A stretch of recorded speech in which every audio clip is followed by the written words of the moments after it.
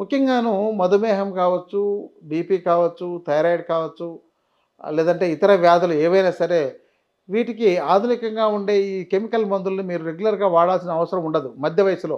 చివరి వయసులో అయితే ఓకే, పర్వాలేదు. అప్పుడు ముసలితనం వచ్చేసింది. ఏదో ఒక మందేసుకొని బాగు చేసుకోవచ్చు కానీ, ఈ మధ్య వయసులో ఉన్నప్పుడే మీరు ఈ మందులు వాడడం వల్ల లైంగిక బలహీనతలు వచ్చే అవకాశాలున్నాయి. దానివల్ల మీ యొక్క కుటుంబము సమస్యల్లోకి పడే అవకాశం ఉంది. మీరు మానసికంగా వేదన చెందే అవకాశాలున్నాయి. కాబట్టి వీటికి మీకు మధుమేహానికి మందులు అవసరం లేదని, బీపీకి అవసరం లేకుండా మీరు మీ ఫుడ్ లైఫ్ స్టైల్‌తో మెయింటైన్ చేయండి అని చెప్పని చాలా చోట్ల చెప్పినాం. ఆ ఎపిసోడ్స్ చూడండి. లేకపోతే మమ్మల్ని సంప్రదించినా వాటికి సంబంధించిన మెడిసిన్స్‌ను అడ్వైజ్ చేయడం. జీవన విధానం, ఇక్కడ ఆహారము, జీవన విధానం ప్రధాన పాత్ర పోషిస్తుంది. మీ ఆహారము, జీవన విధానం సక్రమంగా ఉన్నట్లయితే మీకు ఇలాంటి సమస్యలు రాకుండా ఉంటాయి.